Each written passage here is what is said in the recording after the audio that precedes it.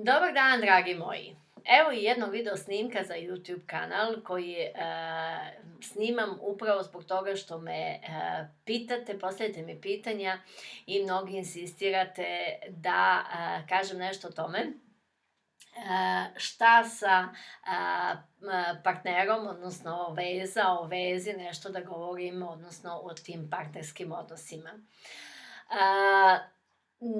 Uradit ću, daću to moje znanje, moje sagledavanje, znači možda će neko reći pa gde si ti baš tako prikladna za tako nešto, ukoliko imaš razvod iza sebe, ukoliko si menjala vezu, jel da, i ukoliko nisi uspela u tome kako neko misli da opstane. Prvo razlika je između nesvesnih i svesnih ljudi. Mnogi ćete se prepoznati, onda kada čovjek je nesvestan, on bira partnera po iluziji, bira po onome što se njemu čini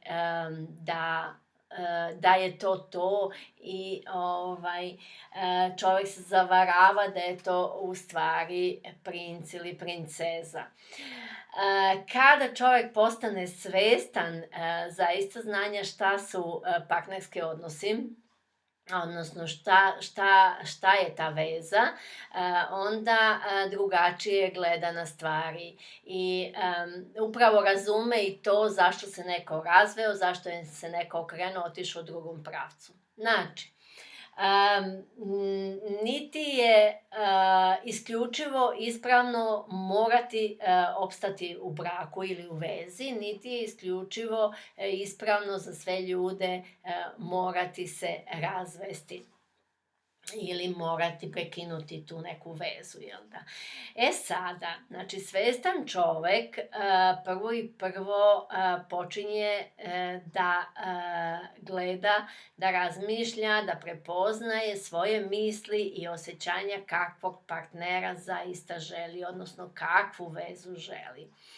Kada to osvestimo, onda napravimo jedan koncept, odnosno jednu vizualizaciju, jednu sliku o tome šta mi zaista želimo, koja se i zasniva onda po svim pozitivnim aspektima. Znači, onda mi analiziramo šta bi sve želeli kod tog partnera da on poseduje. Znači, ne vežemo se za nedostatke više. To je to, znači, veza se zasniva ne na vezivanju, zato što ja imam neki nedostatak, ta osoba ima neki nedostatak, pa mora zbog nedostatka da se bude zajedno ili mora zbog tog nedostatka da se ljudi rastanu, ne mora. Znači, čak i ne mora da se rastanu. Koliko ljudi uspeju onda u toj vezi da transformišu nedostatke, onda su zaista na konju. Ja sam u bivšem braku čak dala papir i olovku mom bivšem suprugu, tada suprugu, da napiše nekoliko rečenica o meni. Nije se to usudio da uradi, verovatno iz razloga zato što nije kapirao tu razliku definitivno i nije znao da analizira koje su moje dobre strane, šta kod mene sve vredi. Zato i to je otišlo u tom pravcu da je otišlo, jer nikad se nije pokazalo šta tu vredi. Ljudi koji žele tu vezu i koji se daju tu vezu, tu isključivo upravo diriguju te dobre osobine. I ja danas analiziram šta sve dobro postoji kod partnera i gledam u te dobre osobine i mogla bih knjigu da pišem o dobrom, znači o tim pozitivnim stavovima partnera. Čak i onih transformisanih, ukoliko taj partner ima neku drugačiju osobinu, ja bih mogla da pišem i da razmišljam i to i radim, znači isključivo transformisano. I to radim, znači i sa bivšim partnerima, da kažemo. To je osnova što čovek mora da ukapira i da odradi. Ukoliko to ne odradi, u neznanju, znači u neznanju je, veže se za ono negativno. Ja sam baš napisala negde na internetu da ljudi donose odluke biti sa nekim. Jednostavno nađemo te vrline osobe i onda donosimo odluku, evo s tom osobom mogu da živim zbog vrlina koje imam, mogu da živim i da podelim život. A onda osoba ima zadatak da transformiše nešto što kod te osobe je bilo u prošlosti tako kako je bilo. Recimo, upravo to, znači, bivši brak, znači to ne treba da smeta, to treba bude, wow, super, ova osoba ima iskustvo nečega, zbog toga je vrednija, ume sada neke stvari da pruža, ukapirala je nešto iz toga i to se vidi. Ukoliko to osoba ne razume, ona će gledati to stanje kao, ma beži, ova se udala, rasturila brak, jel da, negativno.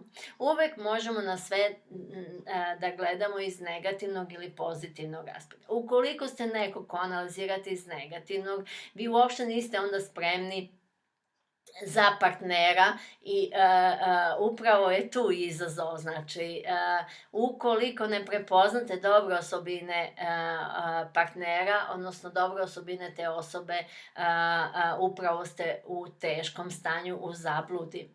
Jer od Boga, kojem pročitao moje knjige, ko se malo više razume u to, nemate izbora nego da transformišete. Zašto ja danas živim za razliku od mnogih koji su upali u karcinom? Zato što imam upravo tu spoznaju, imam moć transformacije.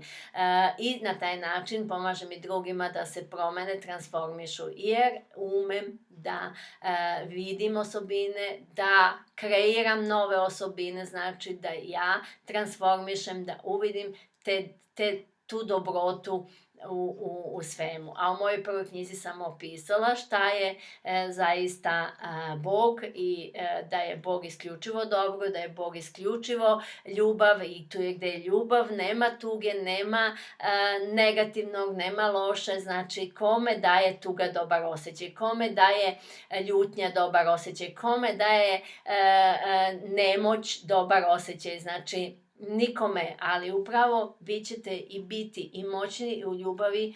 Kad kažem moć, to nije sila i nasilje, nego jednostavno mogu da budem u dobru, mogu da sagledam dobre strane, mogu da budem pozitivna i naravno jednostavno sve što je moj zadatak je da mogu da sam okej i da mogu da uvidim kod ljudi okej.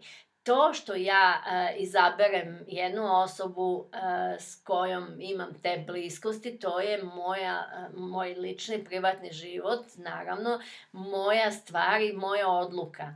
I umeće da onda sagledavam tu osobu, ja kažem, iz plusa, odnosno iz pozitivnog. I to trebate da razumete tu razliku i zbog toga što sam shvatila kako da ja transformišem karcinom, odnosno kako da ja danas mogu da živim, da ne upadam više u te bolesti i u te nemoći za koje većina ljudi očigledno treba im velika škola, ova moja škola, da razreše pogrešne programe, pogrešne informacije u sebi. I ja tome i služim, zato sam tu, a pošto umem umem i ovo. Ostalo je ono što se dešava, što budućnost pokazuje i pokazat će i svesna sam te svoje moći, transformacije, svesna sam mojih sposobnosti danas i držim se toga i prema tome, dragi ljudi, nemate izbora. Jednostavno morate da razumete da je pravi put upravo umeće življenja. Pa eto, ako sam vam ovim pomogla, super, lajkujte, komentarišite, šerujte, odnosno prosledite video snimke, dajte i drugima da čuju nešto više o tome, jer svakome može da posluži. Mnogi ljudi su u zabludi, stalno govore, onda ne znam, da daju sugestiju, kaznit ćete Bog. Znači, kad imate takve misli, u stvari, sam čovek onda sebe kažnjava, nekim donosi naopake odluke i kažnjava se zato što ima misli da Bog kažnjava. I u stvari, umesto da uvidi te dobre strane, umesto da napreduje, umesto da prihvati vrline jedne veze i da uživa, beži od toga, u stvari beži od ljubavi ukoliko i sam nije prepoznao da može da bude ljubav. Ali svako može i da popravi i možda ovaj video snimak može da pomogne, jer jedna veza je u stvari davanje jedno drugome, jel da? I ništa ja na silu neću postići ukoliko insistiram stalno na tu neku vezu svog davanja, gde osoba još nije dokučila to davanje, nije počela da razume i ima drugačije pogled, jel da, na primjer, ma beži ova bila bolesna od raka, ma beži ova operisana, ma beži ima toliko ili toliko godina, ili ma beži, eto, ima brak iza sebe, ili dete, ili ma beži bilo šta nešto, jel da, eto, nema 5 fakulteta, jel da, beži, ja to neću, znači, ako ljudi se vežu upravo za te neke nedostatke i nalaze mane ljudima, ne umeju da prepoznaju vrline, po zakonu privlačenja onda će u stvari nailaziti na mane. I život tako šamara kad se to ne razume, to sam i ja prošla. Zato i radim ovaj video snimak, jer sam ja doznala šta je zaista ljubav i na koji način odvijam te, odnosno razvijam te partnerske odnose, odnosno vezu gde nemam drugi izbor osim da volim, znači da gradim, da uviđam vrline i da gradim nove vrline, znači i svoje i njegove u ovom slučaju, jel da? I da imam strpljenje za to što je to tako jedini put, jel da opstanem u tome. Pa eto, želim i vama da to prepoznate i da istrajete, odnosno da pičite dalje. Znači, samo pozitivno. Pozdrav!